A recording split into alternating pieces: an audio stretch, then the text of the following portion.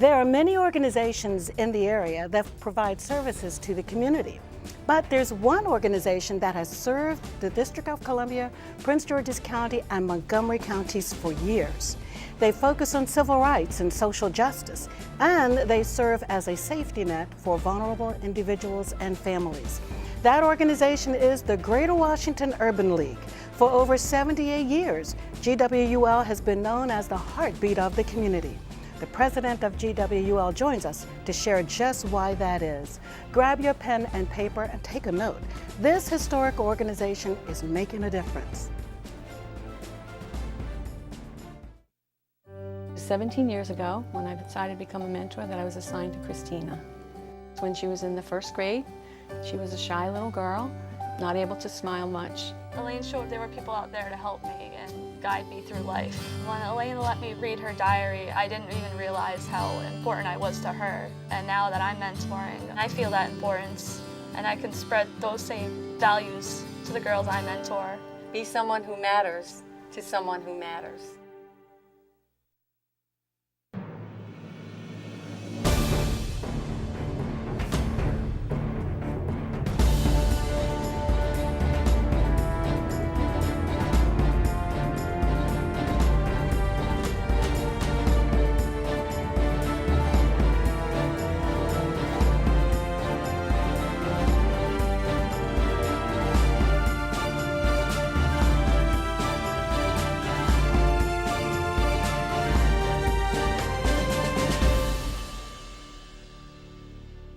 Hello and welcome to the Clarion Call Show. I'm Janice Liggins, your host. One of the things we like to do with this show is to feature organizations that are doing great work to serve the community. Many of us may have heard about the Urban League, but most don't know what they do. With over 78 years of service, more of us need to dig deeper. Joining us today is Mr. George Lambert, Jr., President and CEO of the Greater Washington Urban League. Also joining us is Mr. Derek McDaniels, Housing Director for the Greater Washington Urban League. Gentlemen, welcome to the show. Thank you so much for joining us. Glad to be able to talk about the Greater Washington Urban League and what you guys do. Thank you, delighted to be here. Yeah, I'm tickled because, as I said, a lot of people might have heard the name Urban League or Greater Washington Urban League, but most don't know what you do. So give us a little bit of history about the Urban League, the Greater Washington Urban League. What do you do and why did it get started? Who started it? That kind of thing. Well, so first of all, we are a civil rights social service organization. We have certainly been around for a number of years. Actually, our national office has been around for over 110 years. Wow. So we're part of a national brand. We're one of 88 affiliates of the National Urban League movement. Our mission, quite frankly, is to assist African Americans and disadvantaged others, particularly in the area of economic and political empowerment. Mm-hmm. And so we do that within our footprint, and our footprint in the DMV is Washington, D.C., Prince George's County, and Montgomery County. I will talk about a number of the services that we do as well, and I think that's important, so don't want to preempt, but that's all right. But yeah. Sure. So who's the founder of the organization? So, you know, the Urban League movement was founded in 1910, and it was founded really as a interracial organization. So a wealthy lady by the name of Ruth Stanwich and Edmund Haynes, those were the two persons, founded the organization. And I need to tell you a little bit about what was so special about that founding. You know, with the great migration from the south to the north, one of the things that came out of that, many persons who look like us were seeking opportunities to go to the north because they thought that, you know, the Jim Crow South was a place they really needed to leave. Well, they got to the north and found out that many of the impediments in terms of discrimination and all of those things were still occurring in the north. There needed to be an organization that really kind of stepped in to help them to really navigate urban life in the north. So they were dealing with a number of issues in terms of housing discriminations, how to find jobs and all of that. Therein lies kind of the making of the Urban League movement. to really step into that space, helping a number of these persons to identify housing and really to respond to a number of other issues they were having as well. Wonderful, wonderful. So how long have you been involved? So, well, I'm a veteran in the Urban League movement, interesting enough. Okay. I've certainly clocked well over 30 years of the movement, but for the Greater Washington Urban League, I've served as president and CEO for a little over 3 years at this point. And actually, the Greater Washington Urban League, we're coming up on our 80th anniversary next year, so for 2018, we're looking forward to a wonderful celebration. Wow, wow. What drew you initially to the organization? It's the passion of making a difference with regard to the work that we do. You know, I tell young persons, I tell my own kids at this point that do something that really kind of drives you in terms of your passion. And for me, it's about really making a difference in the work that, you know, that certainly the Urban League does. It's my passion to be able to make an impact at another level. That's what drives me. Wonderful. And the Greater Washington Urban League has a number of programs and services for the community, serving the community. So let's talk about them just briefly. There are a lot, so we're going to just touch on each of them quickly. We have over 15 programs that we actually deliver out of our, you know, certainly out of the Greater Washington Urban League. So I'll talk about some, but I will say just a bit of a backdrop, if you will. So, you know, the key thing for us is to be able to make a difference in the lives of persons that we serve. And a lot of those programs are tailored around that. I mean, I think that we've been exemplary in our social service delivery. I think, you know, we certainly have been very strong on the advocacy front as well. And that is where we make the difference with those programs. So, for example, I've invited Derek to be with me today because Derek will talk about our robust housing portfolio. But we also have an entrepreneurship program as well. And so, you know, there are many entrepreneurs in this area. We get engaged with them. We certainly work with persons who have startups, but, you know, I kind of say that the sweet spot for us is if you've been in business for a while, you are now, you know, let's say you've capped out at about, say, 2 million or so. You're now looking to double down. You really want to move to the next level. That's kind of the sweet spot for us to help you to take your business to the next level. We do a lot of work in the workforce development space as well, helping persons to find jobs. We work with a number of companies, particularly those companies that are coming here and they're looking for a workforce. We're doing quite a bit of work right now with the expansion of the Silver Line out to Dallas Airport as well, so particularly for construction jobs, persons who are looking to fill a lot of those jobs as well.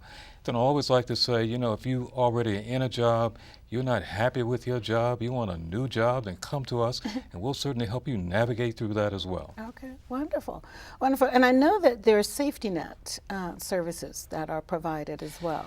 Safety net, what we also refer to as our wraparound services. So you may come into the office and while we're doing, you know, intake, so let's say you've come in and you have a need for, I don't know, let's say, so workforce development in terms of identifying a job. As we're doing the intake, a lot of the times we're able to gather information, but there also may be a housing issue there, or there also may be a utility issue, because we do respond in terms of utility, emergency utility assistance as well. So as those kind of things emanate out of that conversation, then that's part of the wraparound services that we provide as well. Nice. And scholarships even to a lot of your young adults who participate. So how are they identified and what's the source of the scholarships? I mean, what scholarships are a key piece. In fact, we just celebrated our annual gala this year and we gave 18 scholarships. And we have a number of partners that support us on those scholarships. We had over 59, probably 60 applicants or so for those scholarships. But, you know, for me, that's always part of the joy of the work that we do with regard to giving those scholarships to young persons. We, in all 3 jurisdictions, so both for Prince George's County, Montgomery County, and Washington, D.C., and we work with a number of the schools, so many of the counselors, they actually refer kids to us to compete for those scholarships. And so it's a very elaborate process. We take a number of the young persons through for those scholarships. Nice. So one of the other programs is foreclosure assistance. What kind of support do you render for people who are facing foreclosure? It's very interesting. So at one point, Prince George's County probably had the unproud distinction of having at least the highest foreclosure rate in the region. I think what's happening now, that number is coming down, and so we're all certainly much happy about that. But when I came on board, one of the things I began to talk with our housing team about is what I've now coined the phrase, don't suffer in silence. Because what don't suffer in silence means is that when you get that first notice from your mortgage company or from the bank, come to us. I mean, there's still some work that we can do, you know, at the 11th hour, but we prefer not to have folks to come to us at the 11th hour. So the don't suffer in silence, a lot of times you may have a neighbor down the street and they're in foreclosure and you don't really know it, and the only way you really kind of know it is that at some point you see that there's no one, you know, still kind of addressing and attending to the lawn care. You get a sense of it when you see perhaps that, you know, there's a notice on the door or something like that, and the family is long gone. That's a family, to some extent, that's really suffering in silence. We don't want families to suffer in silence. We want to really be in a position, we help them to navigate through that process. But that's a lot of the work that we do in our foreclosure portfolio. That's awesome, because that's a scary process. It It's a is, scary yeah. thing to go through. Yeah. And which is why I think people may suffer in silence, because they're embarrassed, they That's don't true, know what to yeah. do. Good for you, very good. Now I know that the Greater Washington Urban League also has a division called Thursday Network. Yes. That's for the younger. You know, my daughter actually was in Thursday Network years ago when she first graduated college, and she said, well, that's because, you know, the young folk don't like to be around the whole old folk. We think differently. So tell us a little bit about what they do. So Thursday Network is an auxiliary of the Greater Washington Urban League. It's a young professional group from 21 to 40 years of age. And you know, no great organization can continue to live on the past.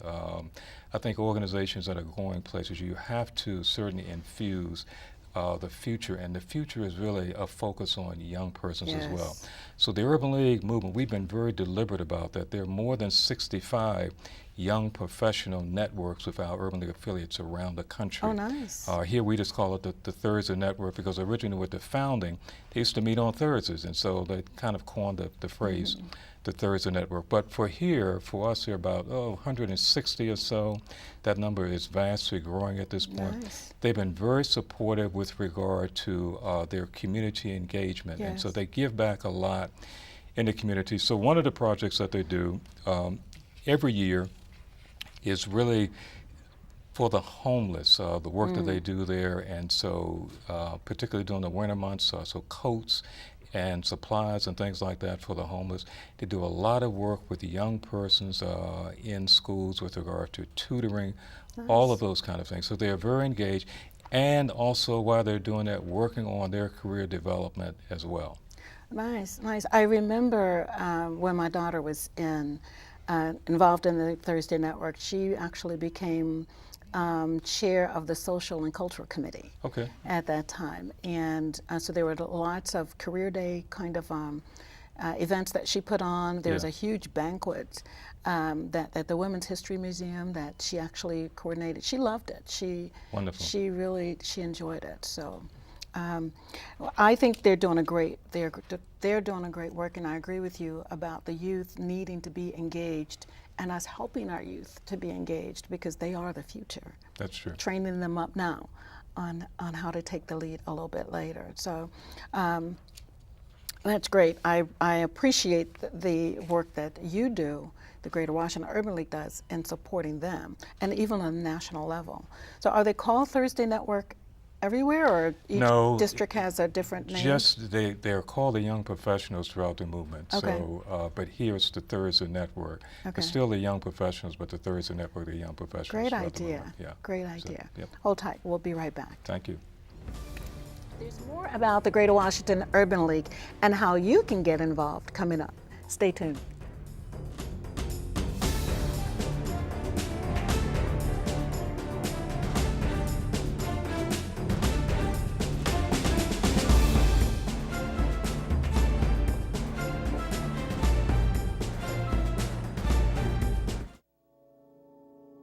I'm here. Can you see me? because I feel like I'm invisible. Like this whole place is invisible. If it weren't for the nightly news, no one would even think of this place. But down here, things look different. Down here, our spirits are bright and our dreams are vivid. And if given a chance, that's what the world would see.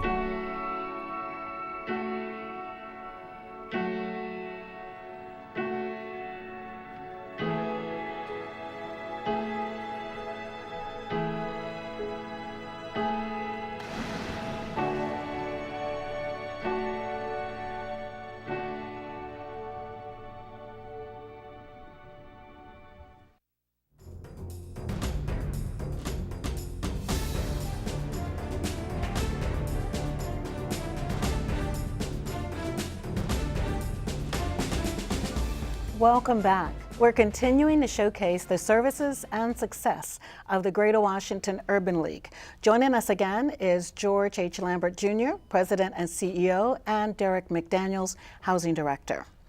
So we're saying GWUL for Greater Washington Urban League, sure. But GWUL is known as the heartbeat of the community. Why is that? We're the heartbeat of the community, I believe, because we have boots on the ground.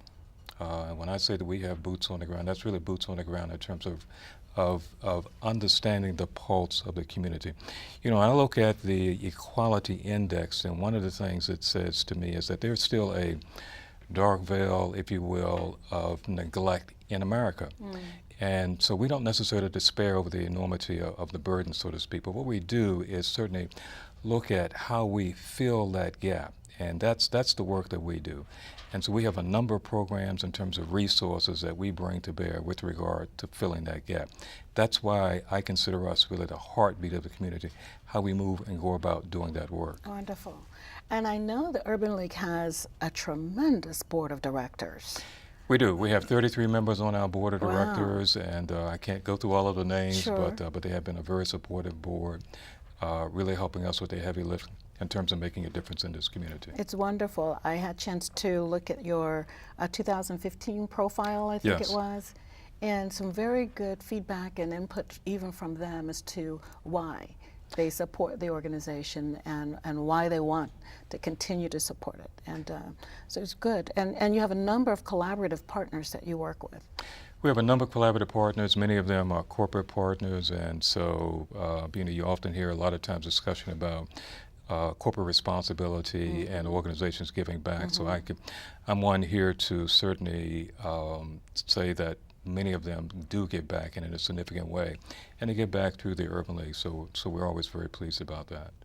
So for you, as President and CEO, is there any particular focus or area that you want to make sure you concentrate on to make a difference in particular? Well, when I look at our portfolio, it's really all of those things. I mean, I don't necessarily isolate out one over the other, because I think the work that we do is just so critical, and the work that we do as well, it's just not, when we're serving an individual, it's just not one piece of that individual. It's the collective whole of the individual in terms of that work. Wonderful, wonderful. So now with your Housing and Community Development Division, that's where you had that division, Derek. Yes. Tell us a little bit about that whole division and what do you do? I know there's a home purchasing assistance program. Yes. Tell us a little bit about that. Well, as the continuum and the empowering the neighborhood and our communities, the housing portion is a really critical portion of that, because it provides stability, it provides an opportunity to build wealth. It provides that safety net we were talking about. I mean, there are many studies that have shown if a child grows up in a home versus a rental apartment, they're more likely to purchase a home. It is also the quickest path, if there is one, towards wealth development and a legacy of wealth. So we have a home purchase program that helps families to bridge the gap between the sales price as well as the amount of money they may have to contribute to the sale. We are administrators for at least $12 million in the District of Columbia. Wow. And loans, home purchase loans can be up to $84,000. Oh, nice. Given the accelerated prices that are occurring in the district, that's a significant contribution for the home purchaser. Another thing we do is homeowner counseling. So we'll give you a understanding what is it like to be a homeowner. We also provide rental assistance to, again, provide a safety net. We provide emergency rental assistance. We do, as you all mentioned earlier, foreclosure prevention counseling. So we do have those wraparound services, but primarily is always how do we empower? How do we, beyond giving a fish, but teaching how to fish? You know, so in many ways, we're trying to figure out how to put you on that road towards legacy building, legacy wealth building, home stability, those things that are so critically important for a family to be healthy and surviving and thriving. You know, it affects the school you go to, it affects your health, your mental health, it affects so many aspects of your life to have a stable home environment. So those are the critical components that we work on. That is a critical piece to the life and well-being of any family, because like you said, having somewhere stable to live is paramount, but then there's a difference between the rental and environment and then the ownership. And to counsel towards what ownership means and the responsibilities of ownership, I think is also key, because if you have a life of rental, you don't understand the difference that now it's on you to fix and repair. And it's very good. That's great. And the phenomenal part about that is that when you're in a need to borrow money, you can borrow against your home, you know, for a college fund, as opposed to going to what I call wealth strippers, which are your payday lenders, your title loans. Those are the wealth strippers. They don't contribute, they extract. Well, when you have a home and you have an emergency, you can go to that safety, or that safe, so to speak, and borrow against that and have an opportunity to deal with a debt that you're faced with. Wonderful, wonderful. Now, I know you have offices in Prince George's County. Yes. Okay, so you're expanding a little bit more, I guess, into the county. What is it that office does that's different, or is it similar services? You want to share? So the idea has always been, my predecessor, Martin Cooper, had the vision probably well over 20-some years ago to expand the footprint of the Greater Washington League into Prince George's and Montgomery County. Because we were finding then that so many of the persons we were serving were coming from both those jurisdictions. And so it's just to put us closer to our constituency and our clientele that's here in the county. I mean, that's really the idea. And we find that we provide a number of services, and a lot of our funding, quite frankly, comes out of the county as well. So. Wonderful.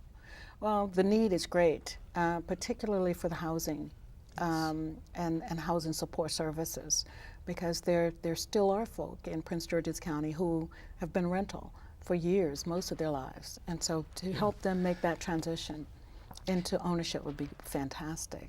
You know, the other thing that I will mention, and this is something that we talk a whole lot about, at least in terms of the team at the Greater Washington Urban League as well, we really like to focus on not so much on the activity. So when Derek mentioned about the first-time homebuyers program, well, last year in the first-time homebuyers program, we serviced 226 families. Wow. That's an activity, okay? That's an activity. I'm more concerned about, and we're certainly more concerned about, the impact of that.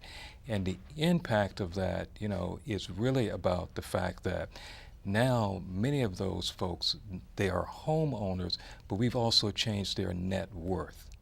That's an impact. Right. Okay, that's an impact. We've also changed, improved for many of them as well, the neighborhoods that they're living in. They're in a much safer place. That's an impact. It's not so much about that activity in terms of the number, but it's really about the impact of the work that we do at the Greater Washington Urban League. Wonderful, wonderful. Do you offer any counseling, financials, once they're in the home? Is to their financial management, to make sure that they make wise choices and are able to stay in the home. Well, interesting you mentioned that. We have been selected one of 10 of the Urban Leagues to actually participate in a demonstration program for the Consumer Financial Protection Bureau, which focuses on financial literacy. It focuses on we don't really want to see you in our foreclosure class. Right. We want to make sure you understand there's a stewardship. There is a funding reserves you should have in place. You're no longer in an apartment. You're a home where you may have to do the repair. It may not be covered by a warranty. So we want to stress that this is not the time to go buy a new car or buy new furniture, but clearly stabilize and clearly get yourself rooted in the home and take a moment to build up reserves and to really value that asset that you've been able to increase your net worth with. And that training, that education is critical. Yes. It is. First time, they don't know. That's right. And so that to have that flow into the training once they're in the home, you know, how to stay in it and how to financially be more responsible. It's great. It's wonderful. So what do you want to see moving forward with the housing program? Are there any other services or expanding it, or what do you want to see? Well, I think for us, we'd like to see our ability, once we've wrapped around these services, is really that we're dealing with the softer skills now. We want to move into the harder skills, or the harder assets, where we're actually building it.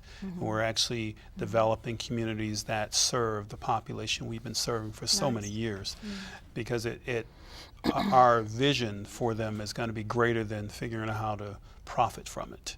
It's going to be, hey, how do we stabilize? How do we empower you? How do we create that continuum for your legacy? We're talking about your great-grandchildren right now. Yes. So you just had a gala, a big gala, and thank you for inviting me. It was awesome. And we spoke of scholarships earlier, and you awarded quite a few. How many did you say? We awarded 18 scholarships. Which is awesome. Yeah, and awesome. so a number of our corporate partners have supported us in terms of being able to do that. But, you know, when I look, I mean, and this was for all three jurisdictions, Prince George's County, Montgomery County, and Washington, D.C. Nice. And as I said, you know, earlier we had over 60 candidates for those scholarships, but there's just a wealth of talent. And you had Jim Vance there as Jim Vance was the MC, and he did a great job. We always love having Jim, and he loves to do it as well. Yes. But the awardees as well, I think, you know, really kind of luminaries and folks who are giving back in this community. So Lonnie Brunch, who is certainly, you know, the founding director of the African American Museum of History. That was great to have him, to honor him in the way you did. That was awesome. Yeah, David Rubenstein, who heads the Carlisle Group. But David has been a tremendous philanthropy in terms of giving to the monument, the restoration, and a number of other things, and was one of the contributors for the museum. And then certainly a person by the name of Chris Smith, who has been very engaged in his community, giving back, particularly with the ARC. So all of those, I think, are persons we consider are heroes in this community and really make a difference. And you have an expo coming up, a housing expo. We do. On June 24th, is it? Which means we stay very busy. Yes, you do. We have two of them. We have one that's in Prince George's County, which is, I believe is June 10th, and we have one in the district, which is the 24th. Okay. So again, another opportunity to speak about the portfolio of services we offer, the opportunity to wealth build, legacy build. Wonderful. So the one on June 10th, where is that going to be? I think that's in the, I'm not exactly sure where they're hosted in Prince George's. Okay. But it'll be announced through all the means. Wonderful. Wonderful. Well, we appreciate you coming. I'm glad to be able to showcase what you do. Look forward to working more with you guys, with the Clarion Call. And there's similar, we're brand new baby, and you guys are, you know, been there, done that, bought the t-shirt kind of thing, so I'd like to learn a little bit more from you, okay? Well, we're delighted and very excited about the partnership and really want to do a whole lot of work with the Clarion Call. Thank you. Appreciate Thank you so much. Thank you. The Greater Washington Urban League continues its historic legacy of community empowerment, from home buying to entrepreneurship training to advocating for equal justice. The Greater Washington Urban League continues to be the beacon in the community. Whether you need support or want to render support, reach out and get connected. Go to www.gwul.org for more. That's it for now, and we hope you enjoyed the show. Join us next time, won't you, for the Clarion Call. Until then, I'm Janice Liggins. Blessings to you.